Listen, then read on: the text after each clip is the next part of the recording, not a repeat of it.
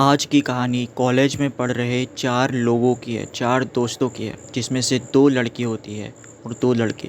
वो दोनों डिसाइड करते हैं कि बहुत टाइम के बाद, साल से ज़्यादा हो चुके थे, उन्हें अपने परिवार वालों से मिले, उन्हें अपने घर वालों से मिले। क्योंकि उनका परिवार उस शहर से बहुत ज़्यादा दूर रहता है, गाँव में रहता है, और वहाँ से उस शहर तक की दूरी तकरीबन इतनी है कि चारों का ही बहुत ज़्यादा खर्चा हो जाता है। इसी समस्या के चलते वो अपने परिवार वालों से नहीं मिल पाते। लेकिन एक दिन वो डिसाइड करते हैं कि वो अपने परिवार वालों से गाँव जा रहे हैं मिलने। और ये ऐसे पॉसिबल हो पाया है कि जब कॉलेज में वो लोग, उनका एग्ज़ाम वगैरह कंप्लीट हो चुका है और वहाँ पर उन्हें एक वेकेशन टाइप का एक प्रोजेक्ट दे दिया जाता है ना, कि इस टाइम में तुम्हें ख़त्म करना है, और उसे एक वेकेशन की तरह उस प्रोजेक्ट को कंप्लीट करना होता है, एंजॉय करना होता है, अलग अलग जगह पर एक्सप्लोर करना होता है। तो बस इसी चीज़ के चलते वो लोग गांव जाने की प्लानिंग कर पाते हैं, नहीं तो उनका बिज़ी रूटीन उन्हें नहीं जाने देता।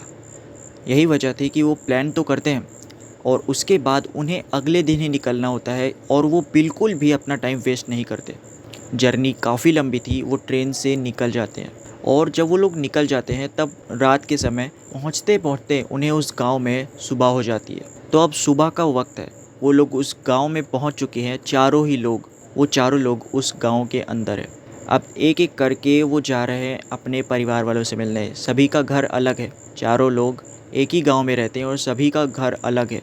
कुछ ही टाइम हुए होंगे कि वो पहुंच जाते हैं अपने अपने घर, और जब जैसे ही उसके परिवार वाले, उन सभी लोगों के परिवार वाले उन चारों को ही देखते हैं तो बहुत ज़्यादा खुश हो जाते हैं।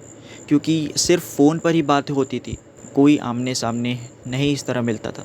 तो इतने समय के बाद ये हो रहा था, तो बहुत ज़्यादा इमोशनल सीन था। लेकिन इसी इमोशनल सीन में अचानक से एक ट्विस्ट आ जाता है।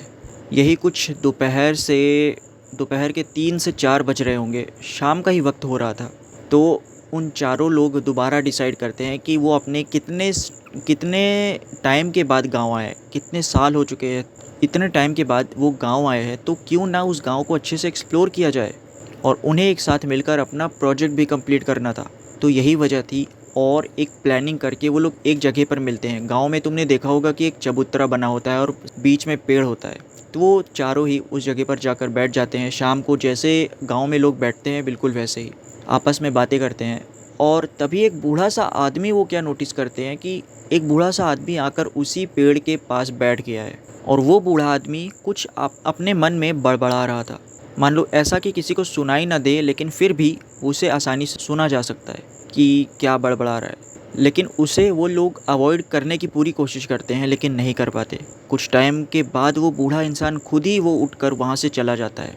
लेकिन पता नहीं क्या होता है उन चारों लोगों को, कि वो लोग उठकर, उस जगह से उठकर जाने लगते हैं एक ऐसी मंदिर के पास जिसे पूरे गांव वालों में खौफ का माहौल था। पूरा गांव वाले जिस चीज़ से डरते थे, जिस मंदिर से डरते थे, वो चारों ही अब उस मंदिर की तरफ जा रहे हैं, पता नहीं क्यों। जैसे ही वो चारों उस मंदिर के पास पहुंचते हैं तो दो बूढ़े इंसान, कोई दूसरा, दो बूढ़ा इंसान उन सभी का हाथ पकड़ता है और पीछे की तरफ खींच लेता है। जैसे ही वो उस मंदिर के चबूतरे पर कदम रखने लगते हैं, उन चारों का ही हाथ पकड़ के वो दोनों ही बूढ़ा इंसान पीछे खींच लेता है। मान लो कि झंझोड़ कर रख दिया हो पीछे खींचते ही। तो मानो उन सभी को एक होश सा आ चुका हो। उन सभी को जैसे ही होश आता है तो वो इधर उधर अपने आसपास देखते हैं, तो बहुत ज़्यादा कंफ्यूज हो जाते हैं कि वो यहाँ पर कैसे पहुँचे।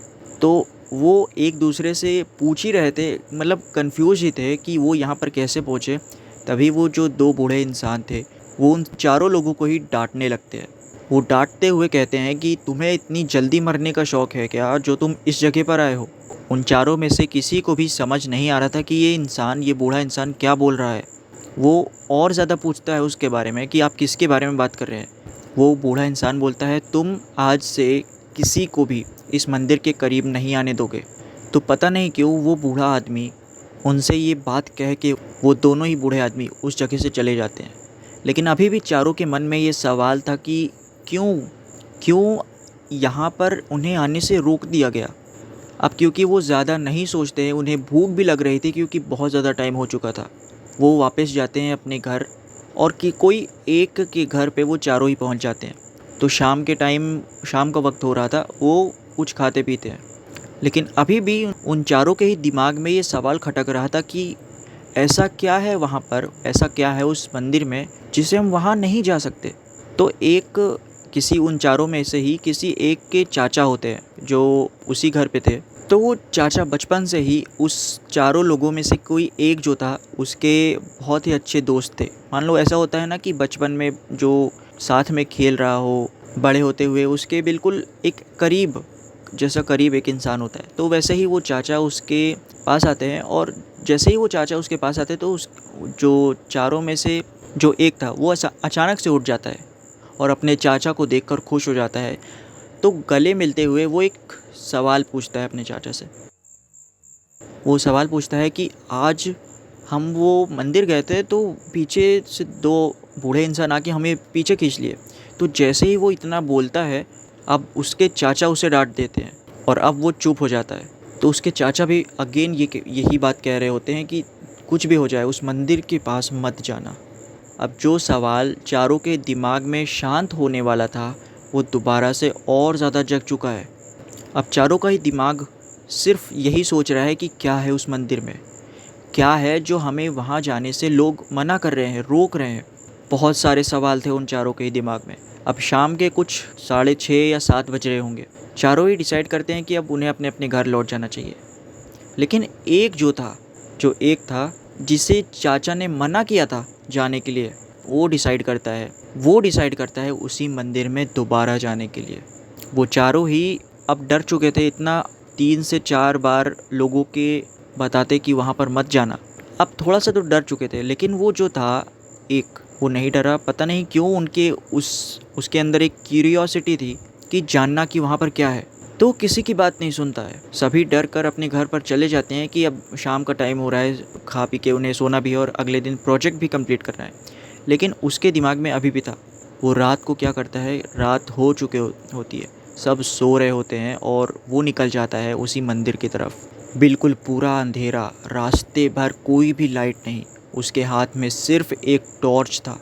आसपास सिर्फ जंगल ही जंगल दिखाई दे रहे थे, जैसे खेत होते हैं बिल्कुल वैसे। कहीं पर बहुत ज़्यादा बड़े पेड़ तो कहीं पर एक बंजर ज़मीन। ऐसे ही कुछ रास्ते पर चलते चलते, अंधेरी रात थी, चांद भी नहीं दिख रहा था, पूरा अंधेरा। आसमान में सिर्फ बादल छाए हुए थे। जैसे तैसे करके वो पहुंच जाता है उस मंदिर में, उस चौखट पे। तो जैसे ही उस चौखट पर कदम रखता है, वो अपने आसपास देखता है कि एक ठंडे हवे का झोंका उसके चेहरे पर आ लग रहा है। उसे काफ़ी ज़्यादा अच्छा लगता है। उसके आसपास का माहौल ऐसा था कि उसे देखते ही, उसे महसूस होते ही एक सुकून महसूस हुए। जो मंदिर की दीवार थी उस पे बहुत अच्छे से मूर्तियों की नक्काशी की गई थी। कुछ ऐसी मूर्ति जो सिर्फ़ उसने अपने किताबों में देखी थी। बहुत सारी ऐसी चीज़ें जो उसे और ज़्यादा रोमांचक बना रही थी उस मंदिर के बारे में जानने के लिए।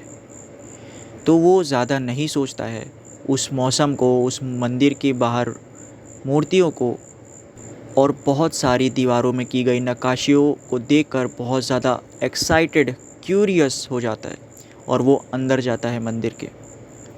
जैसे ही वो मंदिर के अब अंदर पहुंच चुका है, आसपास देखता है कि सब बिल्कुल नॉर्मल है, सारी चीज़ें बिल्कुल नॉर्मल है, जैसे ही बाकी मंदिर में होता है।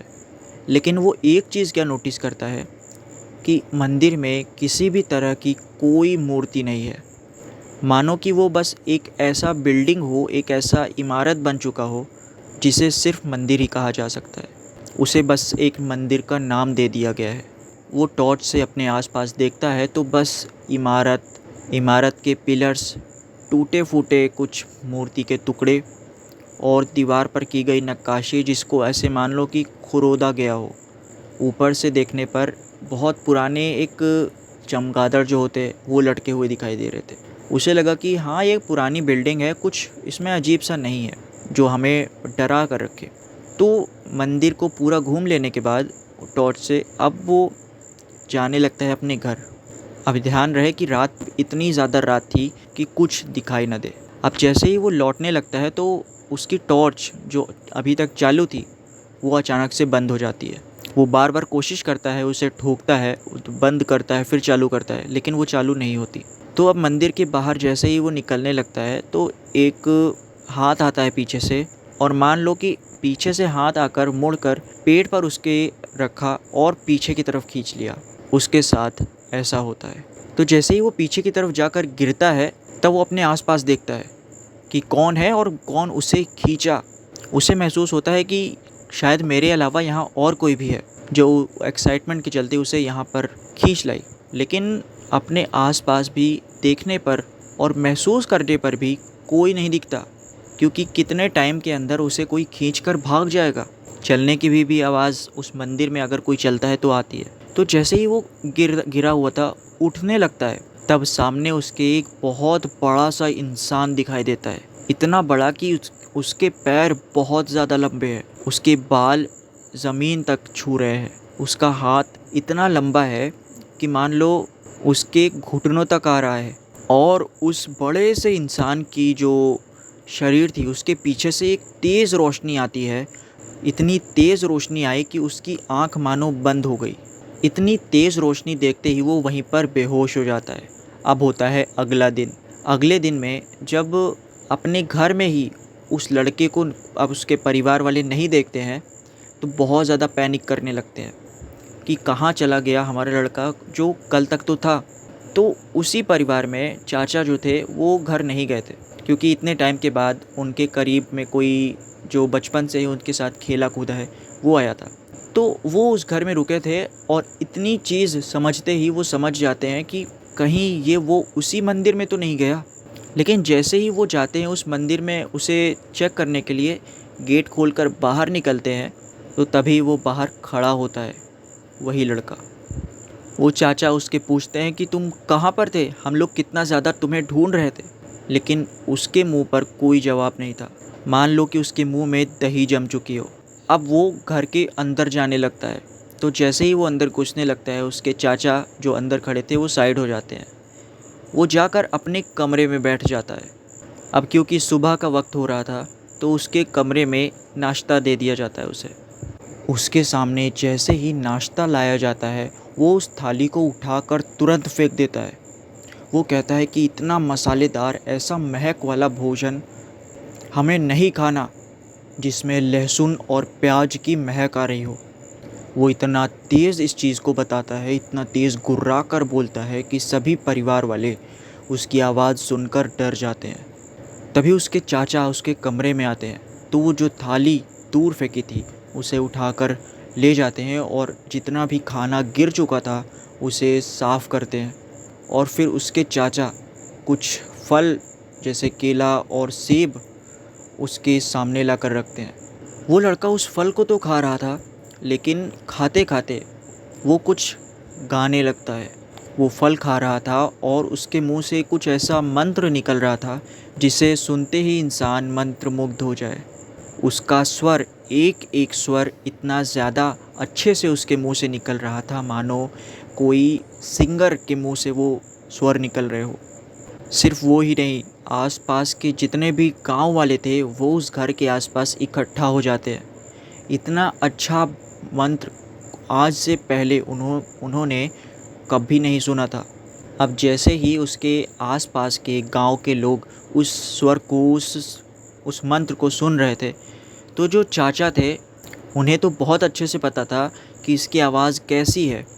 और उन्हें थोड़ा तो शक होता है इस चीज़ के बारे में कि जो लड़का शहर में रह रहा हो, कॉलेज में पढ़ रहा हो, उसे इतना अच्छा मंत्र कैसे बोलना आ रहा है। उसे थोड़ा तो शक होता है। अब उसे उसका थोड़ा बिहेवियर समझते हुए उसने किस तरह से थाली अपनी फेंकी थी खाने की, इन सभी चीज़ों का तार अब जुड़ने लगा था। तो वो चाचा जो होता है वो पहुंच जाते हैं गांव के कुछ तांत्रिकों के पास। उसके चाचा उस घर में अब 4 तांत्रिकों को लेकर आए थे। तो जैसे ही उस चारों तांत्रिक ने उस घर में कदम रखा तो वो जो गा रहा था अचानक से रुक गया।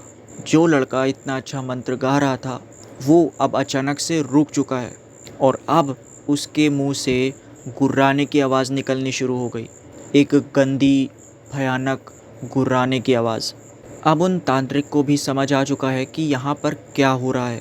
तो उसके चाचा ये भी बता चुके होते हैं कि कल रात से ये गायब था और आज सुबह ये आया है। तो मुझे अब थोड़ा बहुत शक हो रहा है कि कहीं ये उस मंदिर में तो नहीं गया। अब उसके चाचा उस चारों तांत्रिक को घर के अंदर लेकर जाते हैं। जैसे ही उसका चाचा उस चारों तांत्रिक को घर के अंदर लाता है, तो जैसे ही वो चारों तांत्रिक अंदर आते हैं, तो सभी देखते क्या हैं कि जो लड़का अब तक मंत्र अच्छे से गा रहा था और गुर्रा रहा था, वो अब पूरे घर में नहीं है। पूरे घर में वो लोग छान मारते हैं, वो कहीं भी नहीं दिखाई देता। मान लो कहीं से वो एक हवा में गायब हो चुका हो। लेकिन उन सभी तांत्रिकों को, उन चारों तांत्रिकों को ये समझ आ रहा था कि ये सब एक मायाजाल है। वो इसी घर में है, बस हम सब में से किसी को भी नहीं दिखाई दे रहा है, किसी को भी नहीं दिखाई दे रहा है सिवाय उन 4 तांत्रिकों के। तो वो क्या कहते हैं उस चाचा से, तुम्हें तो ये लड़का नहीं दिखाई देगा, लेकिन हमें दिखाई दे रहा है। अब इतने में ही जो उसके जो दोस्त थे, जो बाकी 3 दोस्त थे, वो जो अलग अलग घर में थे, वो अब उसी घर में आ जाते हैं। वो सभी चाचा से पूछते हैं कि यहाँ पर क्या हो रहा है और क्या हमने जो सुना है वो सच है। चाचा उसके बताते हैं हाँ, और वो उस तीनों को ही डांटते भी हैं कि जब हमने तुमसे मना किया था कि उसे उस मंदिर के पास मत जाने देना, तुम में से कोई भी उस मंदिर के पास मत जाना, लेकिन क्यों तुम लोग गए। तो वो सभी बताते हैं चाचा हम तो नहीं गए, लेकिन यही शायद ज़िद कर रहा था जाने के लिए। तो हम सोचे कि ये शायद ऐसे ही बोल रहा है लेकिन जाएगा नहीं, लेकिन हमें नहीं पता था कि ये चला जाएगा। लेकिन वो तीनों अभी भी कन्फ्यूजन में थे कि वहाँ पर क्या है ऐसा और क्या हुआ हमारे दोस्त के साथ। तो जैसे ही वो इस सवाल चाचा से पूछते हैं, तो पास में वो चारों तांत्रिक खड़े थे। वो कुछ बताने लगते हैं। वो बताते हैं कि वो जो मंदिर है जहाँ से तुम्हारा दोस्त अपने शरीर पर अपना कंट्रोल खो दिया है, वो कोई मंदिर नहीं है। वो एक ऐसी जगह है जहाँ पर बहुत पहले एक ऐसा इंसान रहता था जो अमर होना चाहता था। उसके लिए हर वो चीज़ अपनाता था, जैसे कि एक ऐसे चीज़ की पूजा जिसे हम शैतान कहते हैं। वहाँ पर वो उसकी पूजा करता था। लेकिन कुछ ऐसा हुआ उसके साथ, उसके द्वारा की गई क्रियाएं उस पर ही भारी पड़ गई। वो खुद ही अमर होने के बजाय अब एक भटकती आत्मा में बदल गया। अब वो लोगों की शरीर को ढूंढता है अपने आप को ज़िंदा रखने के लिए, और अभी वो तुम्हारे दोस्त के अंदर है। इतना सुनते ही वो डर जाते हैं वो तीनों, और अपने मन में हनुमान चालीसा पढ़ने लगते हैं। तो वो चारों ही तांत्रिक उनसे कहते हैं कि तुम लोग इस घर से दूर रहो, मतलब बाहर जाकर रहो। लेकिन वो तीनों ही दोस्त नहीं मानते। पक्के दोस्त होने की वजह से वो कहते हैं कि हम मदद करना चाहते हैं, हमें हमारे दोस्त को वापस चाहिए, तो बस हम नहीं जाएंगे घर से बाहर। एक तरफ वो डरे भी होते हैं, लेकिन उन्हें अपना दोस्त वापस भी चाहिए। तो जो तांत्रिक होते हैं वो चारों ही एक साथ कुछ मंत्र पढ़ते हैं। जैसे ही वो मंत्र पढ़ते हैं ना, उसके बगल से ही एक आवाज़ आती है चिल्लाने की, बहुत तेज़। और तो ये वही लड़के की आवाज़ थी। वो जस्ट उन सभी के बगल में ही खड़ा था और किसी को नहीं दिख रहा था। अब क्योंकि मंत्र पढ़ने के बाद वो सभी उस लड़के को देखने लगते हैं, तो वो तांत्रिक कहते हैं कि तुम अगर कुछ भी हो जाए, चाहे जैसा मौसम हो, चाहे तुम्हारी शरीर जलने लग जाए, ठंडी पड़ जाए, तुम्हें करंट या बिजली लगे, कुछ भी हो जाए, लेकिन तुम्हें इस धागा को नहीं तोड़ना है। तो वो तांत्रिक उस धागा को लेकर उन सभी दोस्तों के हाथ में तो बांधते ही है, लेकिन उस तीनों ही धागा का एक सिरा पकड़कर उसे बांध देता है उस लड़के की कलाई में। और वो तांत्रिक उन तीनों ही दोस्तों से कहते हैं कि तुम्हें कुछ भी हो जाए, इसका हाथ पकड़ के रखना है। ये तुम्हें बहुत ज़्यादा परेशान करेगा, तुमसे गिड़गिड़ाएगा, रोएगा, लेकिन कुछ भी हो जाए इसका हाथ मत छोड़ना, और इन तीनों ही धागों को किसी भी हाल में अपने हाथ से मत अलग करना। इतना कहते ही वो समझ जाते हैं और एक जगह पर उन्हें उस लड़के को बिठा दिया जाता है। तो अब जैसे ही मंत्र पढ़ते हैं वो चारों तांत्रिक उस चारों घेरों के बाहर जाकर खड़े होकर, तो वो जो लड़का था ना, वो अब रोने लगा बहुत तेज़। इतना तेज़ रोने लगा, सब डर गए। कोई इतना तेज़ रोएगा कि सब लोग परेशान हो गए कि इसको क्या हुआ। लेकिन फिर उन तीनों को ही याद आती है कि कुछ भी हो जाए हाथ नहीं छोड़ना है। रोने के बाद अब उसका चेहरा बहुत तेज़ हंसने जैसा लग रहा था कि वो बहुत ज़्यादा तेज़ हंस रहा हो। हंसने के बाद अचानक वो इतना तेज़ ज़्यादा गुस्सा करने लगता है, इतना ज़्यादा गुस्सा करने लगता है कि मानो अभी एक बड़ा हथियार उठाकर वहाँ पर मौजूद उन सभी लोगों को मार देगा। लेकिन उन तीनों को ही पता था कि कुछ भी हो जाए हमें हाथ नहीं छोड़ना है। उसका हाथ पकड़ के रखते हैं, लेकिन थोड़ा कुछ ऐसा महसूस करते हैं कि उनका हाथ अब बहुत ज़्यादा ठंडा हो चुका है। इतना ज़्यादा कि अगर तुम्हारे हाथ में बर्फ़ रख दिया जाए, जैसा तुम्हें महसूस होगा बिल्कुल वैसा ही उसे महसूस हो रहा था, उन तीनों को ही। लेकिन फिर भी कुछ भी हो जाए वो हाथ नहीं छोड़ते हैं उसका। अब क्या होता है, कुछ आधा घंटे से लेके 45 मिनट तक, कुछ आधे घंटे से लेके 45 मिनट तक वो प्रक्रिया चलती है उस तांत्रिक के द्वारा। उस प्रक्रिया को पूरे होते ही वो जो लड़का था वो तो बेहोश हो चुका था, और एक पोटली पे कुछ पाउडर या लिक्विड जैसा अलग अलग पोटली में उसे कहा जाता है कि तुम में से कोई भी जाकर उस मंदिर में इस पोटली को पीछे की साइड मिट्टी में दबा कर आओ। तो वो जो चाचा थे वो ये करने के लिए तैयार होते हैं। वो चाचा अपने गांव के कुछ दोस्तों के साथ जाते हैं और उस मंदिर के पीछे की साइड उसे दबा दिया जाता है। अब वो जो लड़का था वो कुछ देर तक तो बेहोश था, लेकिन उन सभी वहाँ पर मौजूद उन सभी से कहा जाता है, तांत्रिक उन सभी से कहते हैं कि कुछ भी हो जाए, कुछ भी हो जाए, इसे अभी जो कुछ भी हुआ है उसे कुछ मत बताना। उसके साथ पिछले कुछ दिनों में जो भी हो रहा था उसे कुछ मत बताना। और बिल्कुल ऐसा ही होता है। उसे तो होश आ जाता है, लेकिन उसे कोई भी इंसान कुछ भी नहीं बताता और चीज़ें धीरे धीरे नॉर्मल होने लगती हैं। वो वापस कुछ टाइम के बाद अपनी कॉलेज जर्नी को पूरा करने के लिए वो वापस शहर जाने लगता है। और उस घटना से आज बहुत साल बीत चुके हैं, और आज भी ये एक रहस्य बना हुआ है कि क्यों उन्होंने ये कहा कि उसे कुछ मत बताना। उसके परिवार वाले भी उसको लेकर बहुत ज़्यादा परेशान रहते हैं, और उसे अकेला छोड़ने के लिए अब अंदर एक घबराहट होती है, डर लगा रहता है कि दोबारा से ऐसी कुछ घटना ना हो जाए। तो कहानी में सिर्फ इतना ही था, लेकिन ये कहानी कुछ नॉर्मल नहीं थी। तो ये कहानी तुम्हें कैसी लगी कमेंट में ज़रूर बताना। और अब मैं तुमसे मिलता हूँ एक ऐसी दिल दहला देने वाली कहानी में। मेरा नाम है आयुष्मान। तुम मुझसे कांटेक्ट कर सकते हो ayushmanbase@gmail.com पे। और तुम अपनी कोई भी कहानी जो तुम्हारे ज़िंदगी में हुई है तुम उसे शेयर कर सकते हो उस पर। तो चलो बाय। अब मैं तुमसे मिलता हूँ एक नई हॉरर स्टोरी में।